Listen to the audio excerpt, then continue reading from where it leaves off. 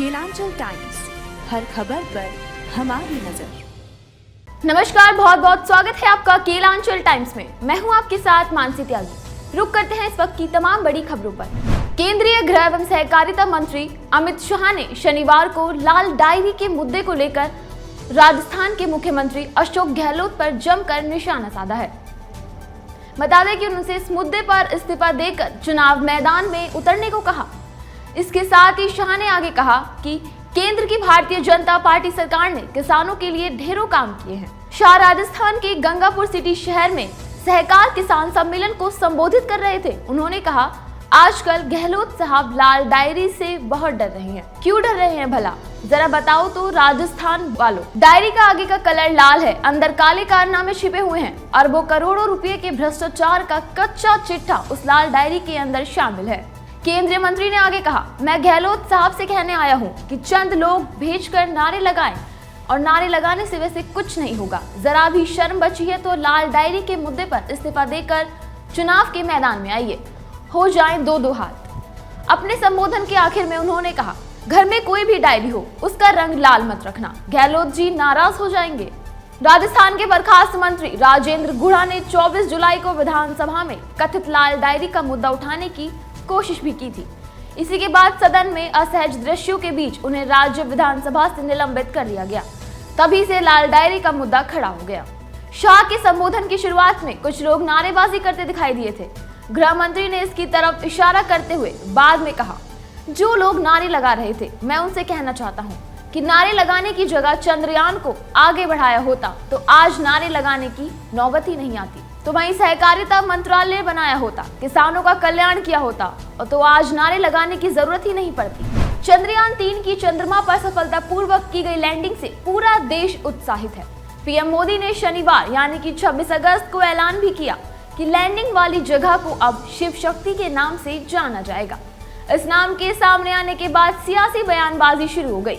उसी को लेकर सपा के राष्ट्रीय महासचिव स्वामी प्रसाद मौर्य ने ट्वीट कर कहा, चंद्रयान 3 द्वारा चांद पर किए गए सफलतापूर्वक लैंडिंग स्थल को प्रधानमंत्री मोदी द्वारा शिव शक्ति नाम दिया गया है और ये नाम दिया जाना वैज्ञानिकों का घोर अपमान है।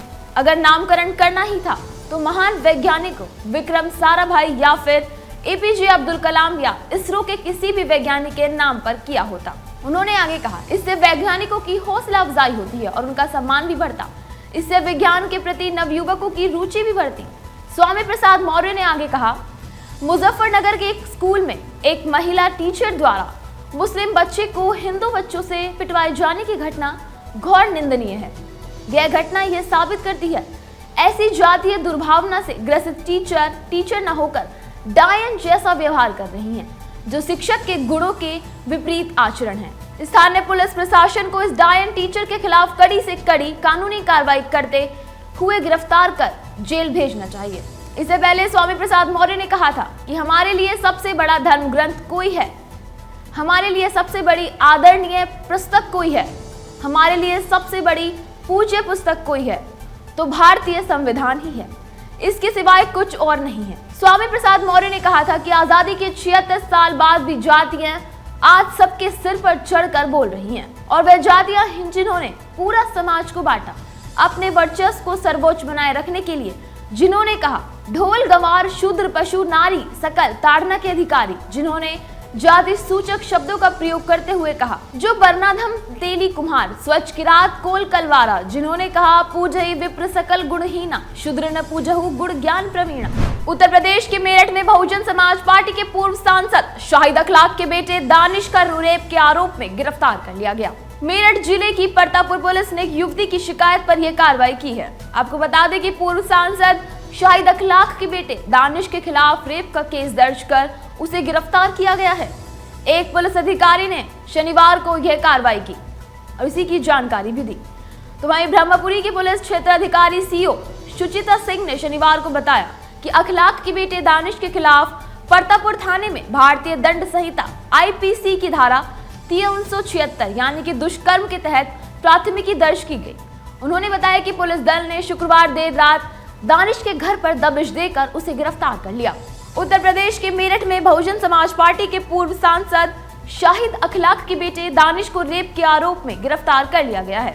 तो वहीं बसपा के पूर्व सांसद और मेरठ के महापौर रह चुके शाहिद अखलाक ने दानिश पर सभी लगे आरोपों पर कहा कि उनके बेटे के खिलाफ इस तरीके की साजिश की जा रही है। ये शिकायत पहले कभी नहीं आई है। असल में उनका बेटा लव ट्रैपिंग का शिकार हुआ है। शनिवार को दानिश के प्रतिनिधि वाजिद खान ने भी विज्ञप्ति जारी कर दी। इस मामले को मोहपाश में फंसाने की साजिश बनाई है। ये सारी बातें अखलाक दानिश ने कही। छत्तीसगढ़ में इसी साल विधानसभा के चुनाव होने हैं। विधानसभा चुनाव से पहले सीएम भूपेश बघेल ने विधायकों की टिकट कटने को लेकर बड़ा हिंट दे दिया है। इसी के साथ ही उन्होंने ये भी साफ किया है कि मुख्यमंत्री का चेहरा पार्टी हाईकमान तय करेगा। उप मुख्यमंत्री टीएस सिंहदेव से मतभेद के सवाल पर मुख्यमंत्री भूपेश बघेल ने कहा कि टीएस सिंहदेव के साथ उनके रिश्ते सामान्य हैं और आगे भी ऐसे ही रहेंगे। सीएम ने आगे कहा कि विधानसभा चुनाव में टिकट जीत की संभावना विनेबिलिटी के आधार पर दिए जाएंगे। साथ ही यह भी कहा कि यह भी संभव है कि कुछ कमजोर उम्मीदवारों को चुनावी मैदान में नहीं उतारा जाए। तो वहीं भूपेश बघेल ने आगे बताया कि जिन उम्मीदवारों को फिर से चुनाव मैदान में नहीं उतारा जाएगा उन्हें कुछ दूसरी जिम्मेदारी सौंपी जरूर जाएंगी। यह पूछने पर किया कि छत्तीसगढ़ में कांग्रेस के भीतर नेतृत्व का मुद्दा सुलझ गया है, तो मुख्यमंत्री भूपेश बघेल ने कहा नेतृत्व कौन करेगा, मुख्यमंत्री कौन बनेगा, यह हमेशा पार्टी आलाकमान तय करता है। तो वहीं पार्टी आलाकमान का जो भी आदेश होगा वो मान्य होगा। वही जो तय करेंगे उसे हम सब जरूर मानेंगे। सीएम भूपेश बघेल ने कहा गुटबाजी तो सब जगह होती है, हर दल में होती है। हम खुलकर बोलते हैं, लेकिन बीजेपी में कोई बोल नहीं पाता है, सब घुट घुट कर रहते हैं।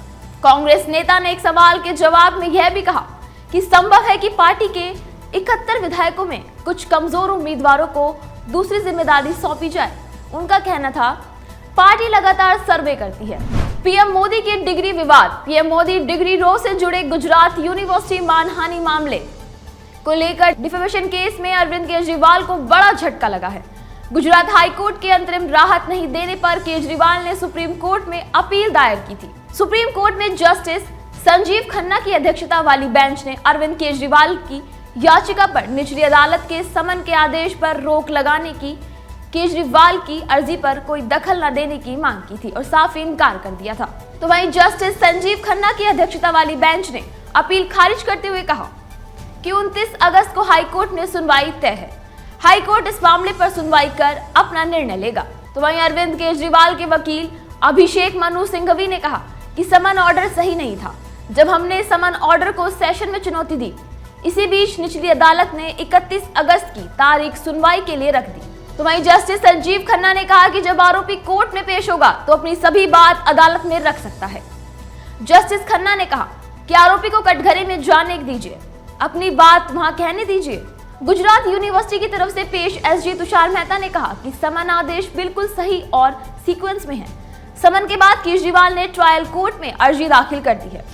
उन्होंने आगे कहा कि केजरीवाल की तरफ से प्रक्रिया का गलत इस्तेमाल किया गया है और ये इस्तेमाल पर कोर्ट को ध्यान देना चाहिए। गुजरात यूनिवर्सिटी के केस में केजरीवाल को राहत नहीं मिलने से हाई कोर्ट में 29 अगस्त को होने वाली सुनवाई काफी अहम होगी। इस मामले में अगर हाई कोर्ट से राहत नहीं मिली तो अरविंद केजरीवाल की मुश्किलें और बढ़ सकती हैं। तमाम ऐसी बड़ी खबरों के लिए जुड़े रहें केलांचल टाइम्स के साथ। केलांचल टाइम्स, हर खबर पर हमारी नजर।